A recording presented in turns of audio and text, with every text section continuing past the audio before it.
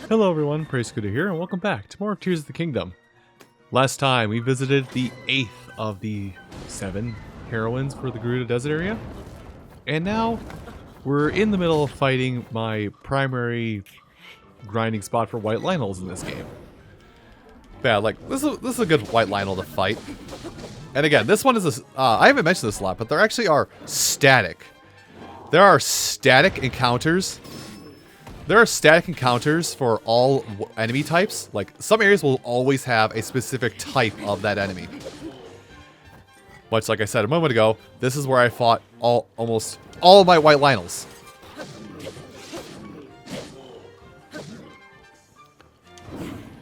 So, every time there's a blood moon, I would fight this white Lionel to get the parts I needed to upgrade my bits of equipment.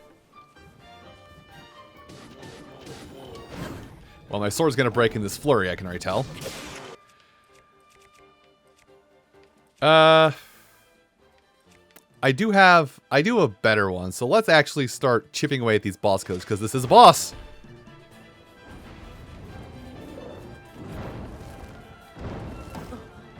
That's gonna hurt, isn't it? Yep. I should have deflected.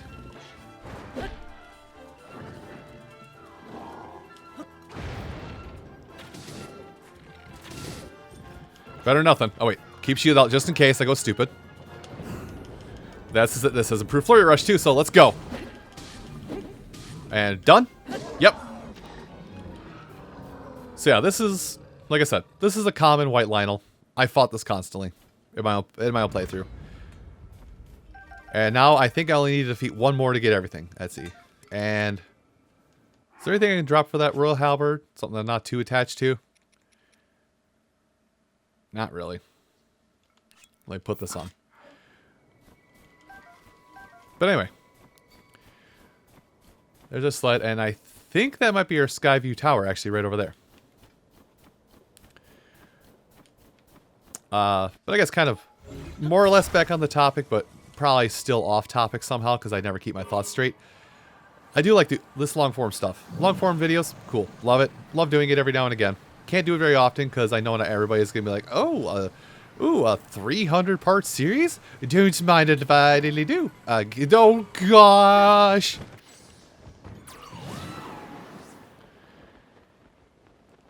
Now, I could... Actually, I should mark that. Just make sure... Yes, it is in the region. Okay. We're in the clear. I know not everybody wants to sit down for a 300-part series, but really, like... I did bring attention to this at one point, and this series won't be 300 parts. I should make that clear right out the gate. This series will not be 300 parts. I just use it as an example. I know these episodes are shorter too, which probably helps, which probably lends itself to the whole 300 parts I'm flirting with for this series. But when you sit down and think about it, I am uploading a 300. That's a bloopy. That's a bloopy that actually is needed because that's going to guide me towards the Skyview tower. So let me get a name here just for myself. Okay, Scooter and Eddie, got that? Got that? Cool. Show me the way. Wow, you dropped a lot. Oh, it's over there. Haha. I wasn't broke by any means, but thank you. But I know I upload, 20, 30-minute episodes unless it's something important that I want to make sure I handle all in one concise sitting, like the temples. But when you really sit down and think about it, me doing... Oh, butts. I want to get some of those wings. Me doing like a series with this many parts, is it really that much different? Is this really that much different than watching 100 hour-long parts? Which... a lot of people I do watch who've been playing this game are kind of doing the same thing, and that's how many videos they're putting together for this particular series is 100. They're putting together like 100 hour-long parts or 120 40-minute parts. Is there really that much disparity when you think about it? It's literally the same amount of content overall. And one would argue that, I'm being lazy about that and just make it 20-minute parts if I was any more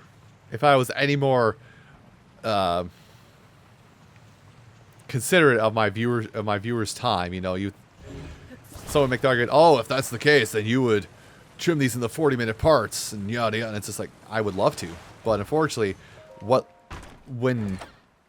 right now I'm not at work. Oh, that's good. That's very good indeed. Friendly Bow, you were nice, but this is the better you. Gerudo bows. Awesome stuff. Speaking of Gerudo bow, let me pull it out really quick. The Gerudo bows are a better Phrenic bow. And the Gerudo bow is the tier 2 of the Gerudo bow is the tier 2 of all these bows, of these like sniper type bows. Now anyway, I'm gonna get out off of the water. Oh, this water is safe to swim in. I didn't think it was. Oh well. Now for some reason, my brain is screaming that there is a secret behind the waterfall, and there is. Well, you know, it's a good game after all. I'm sorry. That feels like a low blow to me. Oh, what was this? Is that a... Wait. Oh, that's a... I didn't have to jump through the waterfall. Anyway. But yeah, like... So, one could, and probably... I wouldn't judge you if you did, but one could make the argument that... Well, if you cared about your viewers' time, you would make these all, like, 40-hour-long parts instead of just a handful of episodes. And you are right. I agree with that. But also, something I've mentioned off and on again, and I will mention here, is that I will never make somebody do something that I personally would not do. Like, you can say that, like, I've been kind of swayed by the whole... You could say that my brain's kind of been beset or swayed by the recent trends of the world, and that, oh, I have to do short content that lasts only, like... Also, can I just... That'll work. It's like, you could argue that, you know, my brain's been beset by the current trend of, oh, the internet's as is right now. I'm forcing myself to only do, I'm forcing myself to do shorter content because people don't have that attention span. I also have that similar with attention span, but I've had that attention span thing since I've been 5. Like, if something takes me, okay, good, we're inside. If something takes me much longer than like 20 to 30 minutes to finish or complete, watching, doing, whatever, I lose interest. Like, flat out, interest gone. Let me clear this pin while I'm here. No, the pin. Got it. I do flat out lose interest. So that's why most of my content is, well, again, unless it's something important, 30 minutes at most. I'll get back on that topic in just a minute. But this is basically, this Skyview tower has been buried by an avalanche. So we need to come at it from underground. And this Skyview tower, I think, is probably one of my most warped to and visited Skyview towers. Not only for like the quick wildberry stash, but because this particular Skyview tower will cover, 1, the rest of the Gerudo Highlands, and 2, I use this a lot for a majority of, like, the other Skyview tower is like right here for this area, which you won't touch yet, but I use it to cover the Gerudo Highlands if I ever have to revisit it for any reason. I also use the Skyview tower to visit a majority of the Gerudo Desert. Like, basically, like this 6... Is that 6? Yeah, it is 6. This 6 shrine cluster you're seeing here, I use this tower for that. And then I'll use the other tower for this 5 shrine cluster. So, this is probably the more... And even then, I think I might use this to make it over here to this area of Hyrule once we go there. But this shrine is probably the most useful shrine in the game. Like, or at least personally, my most visited one.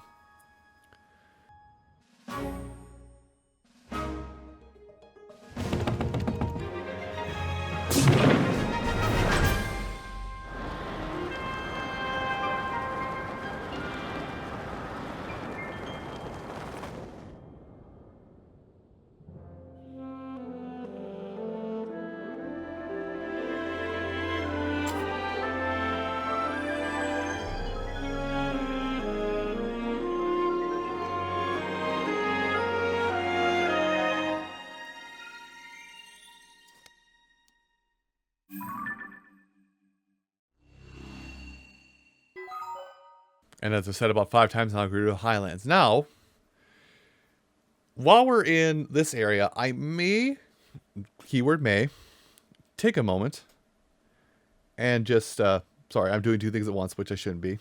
You may notice that, one, this area is... Oh, I see a star. Okay. See a star. Sea of stars. Maybe that's an RPG. Maybe that's a more long-winded RPG I can do. Anyway, let me go ahead and just pin this. And I'll get back into the whole topic of what's down there. I just want to look around here because I want to say... Gosh, I want to say there was something... There was another one of these. So... Sorry, we got the one Lookout Landing. That's one of them. So how... It was 12. I have... 1, 2, 3... 4, 5, 6, 7... And we do have 5 more providences, so there's a good chance that the last 5 of these tablets that we're searching out for that one quest could be 1 per area here. Good chance. Not the highest chance, but a good chance. Anyway. But yeah, this hole right here. There, we have a chance at this point to now come across Farosh. Ooh. I think a technicality, just because of where it is, I think I may just... No, I may actually handle that stable. Never mind. But yeah, right here, and I guess slightly also right here. But mainly right here, this hole leads down here to... I think there's a Bargainer statue really close by. There's a mine really close by. But this is actually the hole that Koga fell in. No, this isn't the hole. This is the hole. Regardless. I'm pretty sure Farosh comes out of this hole from the depths when they are on their travels. They come out of their hole here, and they kind of snake around the border. They kind of come out and they snake around the border here. I'll just say it because we're going here soon. This is the Great Plateau area. They snake around the border here around this area, and they head into the Farron Woods area, and then they go underground somewhere around here. Somewhere around here near where basically, well, I'll say this Dragon's Maw is. Which I do know of a side quest here, and will actually be a quick pickup for 3 pieces of gear. Really quick pickup for pieces of gear. But we'll handle that when we get there. So, if on our travels that Farosh is in the area, I will try and chase down Farosh to get the claw and get the whole claw necessity that I have out of my system. And so you can also kind of see where Farosh is. I think I've handled everything that needs to be handled around in the sky area. Alright, anyway. Now, just because it's out of the way, I'm going to head to the green mark. I like how I say it's out of the way. It's probably not that bad. Also, just going to point this out. That is in the sky area. That's in the sky over Gerudo. That is the only thing. Well, actually, no, there's that back there. But that is like the most out. That one piece of landmass over there. Let me make sure I get myself going in the right direction before I talk about this further. That one piece of landmass right there is the most remote piece of land in this game. You will need full stamina, at least in my experience. You'll need a machine or full stamina and possibly even something to help recover your stamina to get there.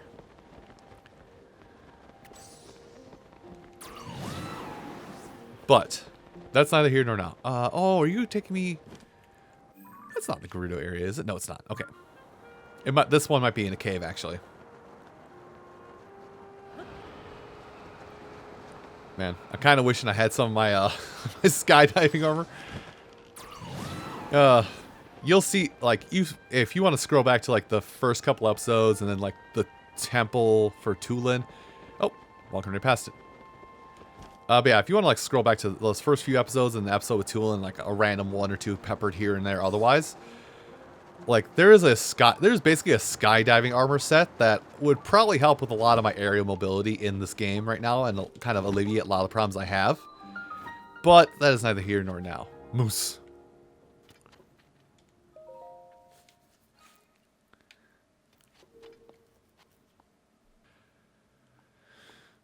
But unfortunately, because of how I am handling this, and I gotta start thinking about getting armor sets. That might be like a final roundup before we handle the big bad, is like getting their armor sets I've missed.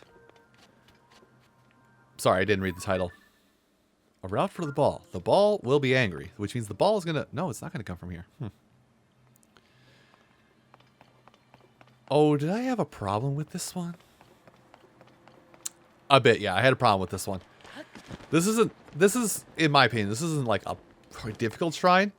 I understand that it's 99.9% because my stubborn brain refuses to handle things properly at times. This is a shrine that I found difficult just because of like some of the things you have to do with the ball. If it's not this shrine, I'm thinking of another shrine that's in this Gerudo Highlands / Gerudo proper combination. Anyway, where does ball fall if I do this? Okay, crab claw technique. Ready?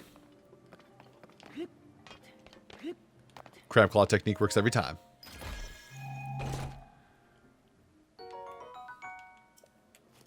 And that's the only treasure chest in here. Oh man, don't tell me this controller's gonna start doing it.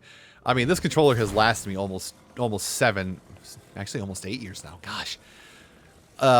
This Pro controller I have, it's the Splatoon 2 Pro controller. I've been using it since I got it for Splatoon 2. And it has been a super faithful controller. It is actually a really good controller. I'm just gonna be a little miffed if like now, like, okay, stop. There we go.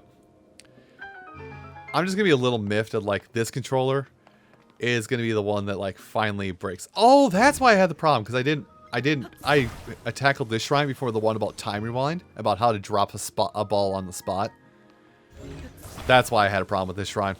I remember now. So I guess it wasn't that bad. And I guess this is a checkpoint for either ball should you fail this part. Now, will you just roll? No, you will not. All right. Big ball. Gather small ball. Carry it. Oh. You're not gonna... You sort of went in. I can fix that. I wonder if they wanted me to... No, I don't think I could have taken a ride on it, actually. Anyway. But yeah, back in the controller. Like, this particular controller has seen me through a lot. Whenever I've been recording stuff for the Switch, it has seen me through a lot. Like, I want to say almost every game I've recorded for the Switch post the Breath of the Wild series, maybe even halfway through the Breath of the Wild series, I've done on this one controller. And the fact that it's only just now starting to give me troubles. So 7, 8 years of constant use with little to no downtime unless I'm like hyper focused on a PC game. I'd say that's a good lifespan for a controller, as compared to the Joy-Cons that break after 6 months of continuous use. And then I wonder why I buy so many Joy-Cons, just because, ooh, funny color. Yeah, I'm not going to touch my Switch because I don't want to throw off the recording, but I do just for... Oh, Master Run's ready. Oh, this is almost dead. Well, I'm going to throw it... I'll throw it the first thing I fight. I'm not going to touch it, but like, I currently have... For my Switch right now, and I would show you on screen if it didn't interrupt everything, I currently have the Skyward Sword HD right Joy-Con. I do have the full set, but I have the right Joy-Con. I do have the right Joy-Con in my, I do have that right Joy-Con, so that purple-ish Joy-Con. Come down. There we go. Blade beams. Who uses a bow when you have blade beams? Don't do it. Oh, hey. How's it going? Coward. Okay, fine. Oh, I have this on. I should have this on. Save the well, you're gonna go tumbling. Have fun down at the bottom. But I also have the I also do have the pretty pink peach Joy-Con on the left side. Granted, I had the Splatoon. I had the... For a while, actually. I actually had the purple from the purple and orange combination on my left Joy-Con, but I swapped out for pink. So I went from having two sort of purples to a dark purple, like I guess maroon? Not maroon. Maroon's more of a red. Oh, is that in this area? I think that's in this area. Well, let's take a beep, because that is the tier. Yep, it's in this area, so we may get a tier this time. But yeah, I went from a royal blue purple, straight purple combination to pink royal blue. Anyway, I'm kind of just falling like this because I'm looking around seeing if I can spy a Korok. I don't like the Gerudo Highlands, by the way. Like, I remember the Gerudo Highlands so well because I don't like this place at all. I hate it here. If there was any less here I could be for the Gerudo Highlands, I would take it. But anyway, this shrine, thankfully, is really close. Is fairly close by, very simple to get to. Oh. Yes, I know it's nearby. I can see it. Unfortunately, I have eyeballs. Oh, yeah, no, this is where Koga fell in. This is the Koga hole. Koga hole. Oh, there's a... Well, of course it's right next to it. Man, that must have been weird to fall down here, you know, 5 years ago. Which, that's the thing I think about. And I think I have mentioned probably off and on. Is, the events of Tears of the Kingdom... Like, I'm pretty sure canonically, the events of Tears of the Kingdom canonically happened 5 years after Breath of the Wild. Tears of the Kingdom released about 6 years after Breath of the Wild. So I'm going to say 5 after most people finish Breath of the Wild, or people like me who do content creation have finished Breath of the Wild.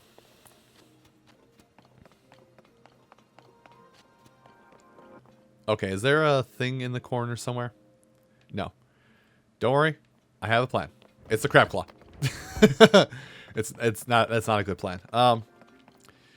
So this shrine, like this shrine is not super hard, but this shrine's whole thing is weight puzzles. That's it. This whole shrine is weight puzzles, and they make sure you do seesaw weight puzzles by making sure that any surface you can climb upon is slanted at the angle which you cannot do anything about. Now, I think to finish the shrine you go in there? Yes. But I also want to say that the treasure's back there. So, how are we going to do this? And hopefully this works. I may have to...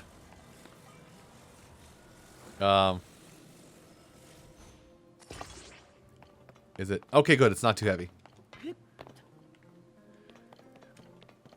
I thought I was going to do something a little more drastic. Crab claw technique! There we go. But yeah, this shrine is all tilt-a-whirls and tilting puzzles, yada yada, so on and so forth.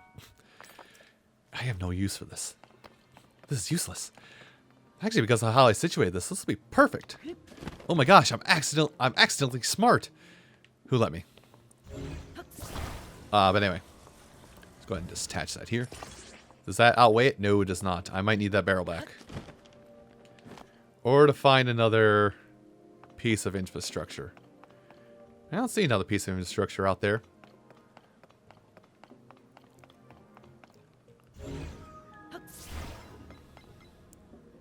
Good. Let me grab.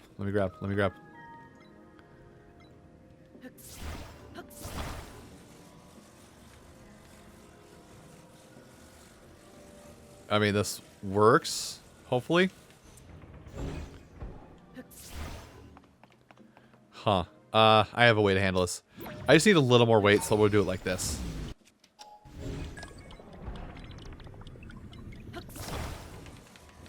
Okay, cool talk. Just a little more weight. Still no. These don't come out, do they? Yeah, no, they don't. Whoa! That does, though. Oddly enough, you all stayed. Good.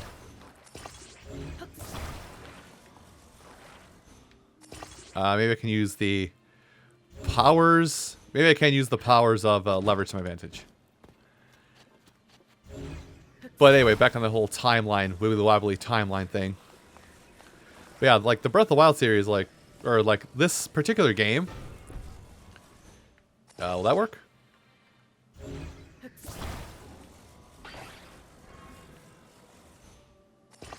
What if I just pull it down?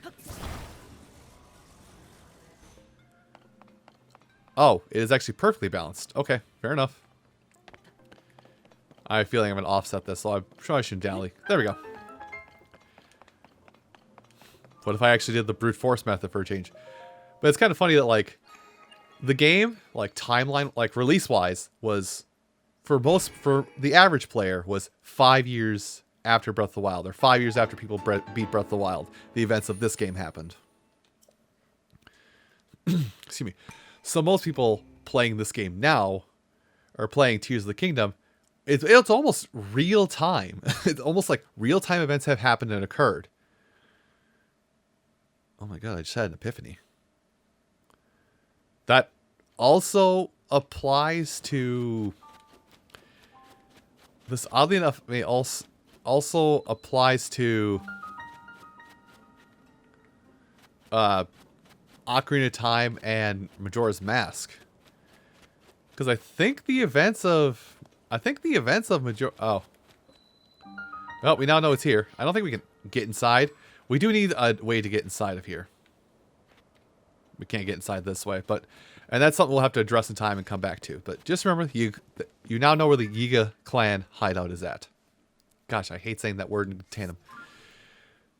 But yeah, like, I guess there's a couple of games in the Zelda franchise that follow, like, a real-life timeline, or follow, like, the real-life passing of time.